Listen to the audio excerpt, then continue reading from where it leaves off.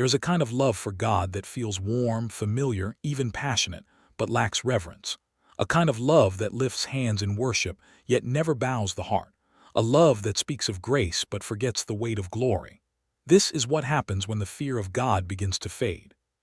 You may still go to church. You may still sing. You may even still say all the right words. But when fear is gone, the foundation begins to crack. Because Scripture doesn't just say that the fear of the Lord is important. It says it is the beginning of wisdom. Without it, everything else we claim to believe starts to unravel. We live in a generation that celebrates the love of God but forgets His holiness. We want His kindness but ignore His kingship. We want forgiveness but without surrender, mercy but without judgment. We've become casual with the sacred, comfortable with the terrifying. God is not like us. He is not tame. He is not to be taken lightly. In Isaiah's vision, angels covered their faces in His presence. In Revelation, even the heavens tremble. And yet here we are, using His name as filler in our sentences, excusing rebellion, dressing up disobedience as personality. Losing the fear of God doesn't always look loud. Sometimes it looks like spiritual confidence without repentance. Sometimes it looks like calling Him Father while living like He's not watching, and the damage is deep. This isn't about legalism. This isn't about fear that drives us from God. It's about the fear that makes us bow, the fear that wakes us up, the fear that reminds us He is God and we are not. So what happens when we lose that fear? Well, it begins to shift, slowly, subtly, but seriously. In the next few pages, we'll walk through 5 signs, 5 things that take root when the fear of God leaves the heart. You may not even notice them at first, but they grow, and they kill. If any of these are in you, you don't just need inspiration. You need repentance. When the fear of God leaves your life, sin stops feeling dangerous. It becomes small, negotiable, something to manage, not something to flee. You start calling it struggle instead of what it really is, rebellion. And slowly, your conscience grows quiet. At first, it's just one compromise, a click, a word, a shift in the boundary you once defended. You feel a little guilty, but not enough to stop, not enough to confess. And the more you repeat it, the more normal it feels, until eventually it doesn't feel like sin at all, just a part of who you are. But sin never stays small. It spreads, it numbs, it hardens.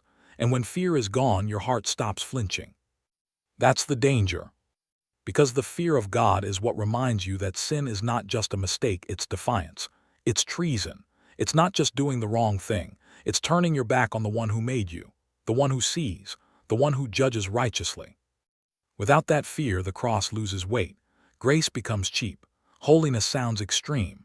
And slowly, you start to think God will always overlook what He once told you to put to death. You begin to feel safe in your sin, and that's the scariest place to be. This isn't about walking in perfection. It's about refusing to walk in deception. When you fear God, you stop justifying what breaks His heart.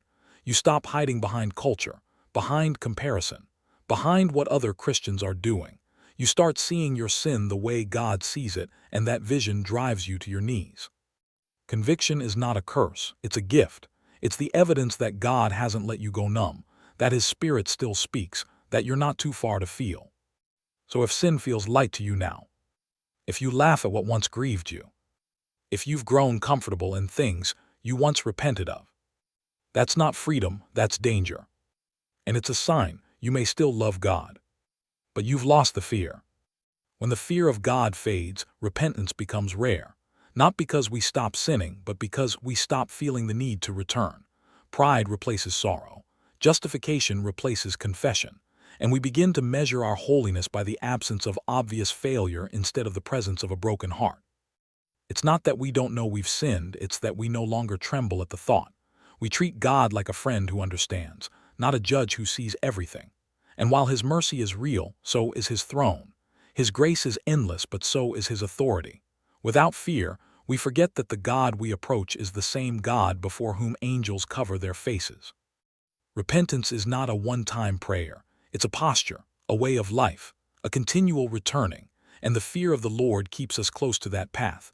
It reminds us that we are not in control, that our hearts are still prone to wander, that we never graduate from the need for grace. But when that fear is gone, pride grows quietly. You start to compare instead of confess. You look around and think, I'm not as bad as them. You learn to talk about sin without ever actually grieving it. You get good at sounding humble without being broken. And slowly, you forget what it means to truly fall to your knees.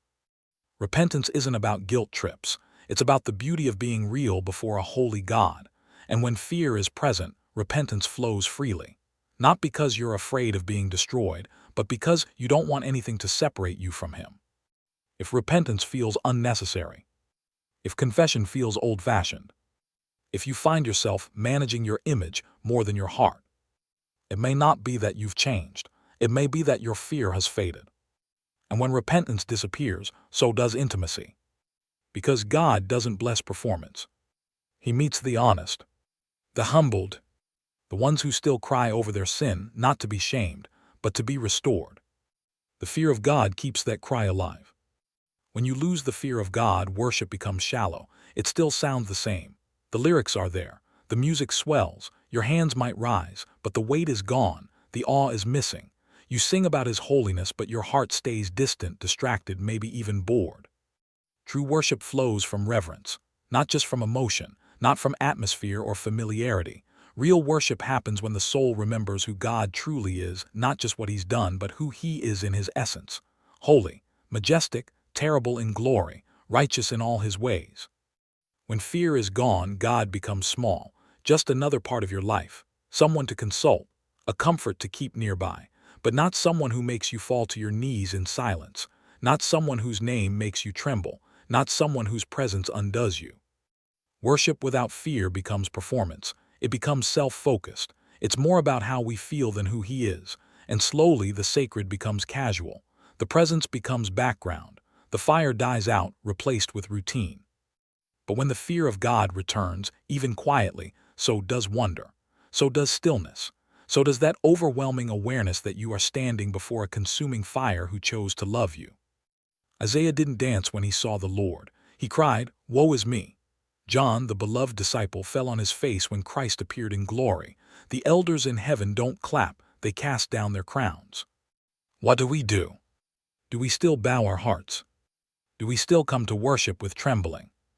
Or has it all become noise? If you can sing of His greatness while living in rebellion, if you can lift your hands while hardening your heart, if you can stand in His presence and feel nothing, then the fear may be gone. And when the fear is gone, worship becomes hollow. And when worship is hollow, your soul forgets how to adore Him. And if you forget how to adore Him, you'll forget why He's even worth following. When the fear of God is absent, conviction starts to sound like criticism. Instead of hearing correction and drawing closer, you feel offended, defensive, even insulted. The word that once pierced your heart now just annoys you. The message that once brought you to tears now makes you scroll or click away. Why? Because the fear of the Lord is what keeps the heart soft. It's what allows truth to land. It's what makes you say, "God, even if it hurts, I want to hear you." But when that fear fades, so does the willingness to be corrected. You start choosing messages that make you feel safe. You surround yourself with voices that always affirm but never confront. You want comfort, not clarity. Encouragement, not exposure. And slowly, you build a faith that's shaped around your preferences instead of God's presence. But the Word of God was never meant to flatter you. It was meant to form you, to cut, to shape, to refine. Hebrews says it's sharper than any double-edged sword. Jesus said His words are spirit and life, but also that they divide. They separate light from darkness. They reveal what's hidden. Without fear, you stop welcoming that process. You avoid it. You resist it. And eventually, you grow numb to the very voice that's trying to save you. Correction is not rejection. It's evidence that you are loved. The Father disciplines those He receives, not to shame you, to shape you, to protect you from destruction, to call you back from the edge. But if every sermon offends you, if every confrontation feels like judgment, if you can't remember the last time you felt cut by the Word, then maybe the fear is gone. And when the fear is gone, pride becomes your teacher. And pride never leads you to life. Because only the heart that fears God will welcome the words that break it. When the fear of God is gone, obedience becomes optional, not openly, not immediately, but quietly, subtly over time. You start choosing which commands matter, which parts of the Bible are relevant, which truths are worth following, and which ones are just too much. You still believe, You still say you love him, but obedience no longer feels urgent, no longer feels necessary. You start negotiating with the Holy Spirit, postponing the things he tells you, ignoring the whispers, dismissing the convictions as thoughts, moods, feelings. And what once gripped you, the desire to follow him fully, becomes dull. When you fear God, his word carries weight. You don't just hear it, you submit to it. You don't try to work around it, you let it work in you. But without that fear, obedience turns into suggestion, something to consider, something to maybe do later. But Jesus didn't say, "If you love me, admire me." He said, "If you love me, keep my commands." He didn't ask for admiration, he asked for allegiance. And when we forget that he is king, not just savior, we begin to drift. We create a version of Christianity where he serves us instead of the other way around. Delayed obedience becomes disobedience. Half obedience becomes rebellion. And when the fear is gone, you stop noticing the difference. You begin to think your intentions are enough, that your desire to follow him someday counts for something. But the fear of the Lord reminds you God is holy now. He is worthy now. He deserves obedience now. Obedience is not legalism. It's love that fears offending the one who saved you. Not because you're afraid of punishment, but because your heart has seen his glory. If obedience has become flexible, if you wait until it's convenient to say yes, if you're more loyal to your comfort than his command, then maybe what's missing isn't discipline. Maybe it's fear. And without that fear, obedience becomes delayed. And delayed obedience becomes a quiet path toward disconnection. Maybe you've heard all 5 signs and felt a quiet ache rise in your chest, not guilt but recognition, a sense that somewhere along the way something slipped, a softness hardened, a reverence dulled. You still believe, you still pray, you still speak of God, but if you're honest, you've lost the fear. Not the kind that drives you away, the kind that brings you to your knees, the kind that opens your eyes in the morning and reminds you who he is before you say a word, the kind that causes you to think twice before you speak, before you move, before you compromise, the kind that makes worship more than a song, it makes it surrender. Without that fear, we drift into self, into shallow love, into empty confession. We become numb to conviction, cold to correction, slow to obey. Our lives still look religious, but the fire is gone, the awe is missing. And that's where danger hides, not in loud rebellion, but in quiet familiarity. In the casual way we handle holy things. In the easy way we speak of a God we no longer tremble before. We say he's good, but we no longer believe he's severe. We say he's love, but forget he is also just. But here's the good news. If you feel it now, if the Spirit is stirring something deep inside you, then God is not silent. He is near. He is not done. The fear of the Lord can return. The fire can be reignited. Reverence can be restored. This is not the end of your story. It's a turning point. And like every turning point in Scripture, it begins not with striving but with surrender, with honesty, with the willingness to say, "God, I love you, but I have not feared you, and I want that to change." And he hears that prayer. Because the fear of the Lord is not the opposite of love. It is what keeps love pure, anchored, and real. If you've lost the fear of God, you're not alone. Many do, not suddenly but slowly, not in rebellion but in routine, not through hatred but through comfort. And yet God in his mercy doesn't turn away from you. He calls you back, not with a whisper of shame but with a voice of fire and tenderness. He wants your heart, not just your songs, not just your belief, your heart that bows, that trembles, that dares to say, "You are God and I am not." That is the beginning of restoration. That is where reverence returns. When the fear of God awakens in the soul, the whole life begins to shift. You see sin differently, you grieve quicker, you obey faster, you listen deeper, you worship quieter, you love stronger, because the fear of God doesn't make you run from him. It makes you fall before him in awe and joy and repentance. This is what the enemy doesn't want you to know. He wants you comfortable, casual, numb. He wants your faith to feel safe, easy, hollow, but the fear of God disrupts that. It shakes you. It wakes you up. It clears the fog of shallow religion and calls you into something real. If you're convicted, that's grace. If you're stirred, that's mercy. The fact that you still feel it means God is still speaking. And when he speaks, we don't argue, we don't delay, we respond. You don't need to perform your way back to fear.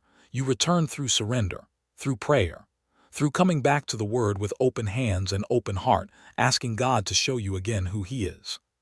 Ask him to renew reverence, to give you a holy fear that births obedience, not terror, worship, not withdrawal. Ask him to strip away the noise, the pride, the excuses, to let you see his majesty again and to fall in love, not just with his kindness, but with his kingship. He doesn't need perfection, but he does want your awe, and he'll restore it, if you'll let him. What if the most dangerous place to be isn't far from God but close to him without fear? What if the words we speak about him are right, but the posture of our heart is wrong? What if we say we love him, but we've stopped trembling? The fear of the Lord is not a shadow to run from. It's the light that exposes what's real. It's the anchor that holds you when emotions fade. It's the flame that burns away the pride, the compromise, the slow drift of a heart that forgot who it was standing before. You can live your whole life in Christian language. You can sing every song. You can post verses. You can even serve. But if the fear is gone, the fire will fade.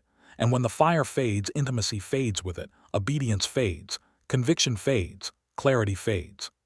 But not forever. Because today, right now, you can ask for it back. You can come not with perfection, but with honesty. You can kneel and say, God, I remember what it felt like to fear you.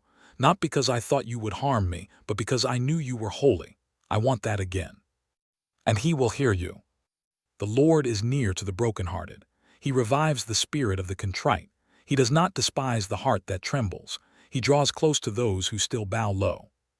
So if anything in you still longs for that fear, the kind that draws you deeper, closer, lower, then respond. Don't just watch this and move on. Pray, repent, return. Let this not be another video. Let it be a moment. And if it was for you, if this stirred your soul, then stay close. Because there's more. Subscribe not because of a channel, but because your heart needs more truth like this. Because someone you love may have lost their fear too, and you might be the one who leads them back. Let's keep pursuing the kind of faith that still trembles, the kind that still bends, the kind that still believes he is holy. You say you love him, but do you fear him? Maybe it's time to learn again what it means to do both.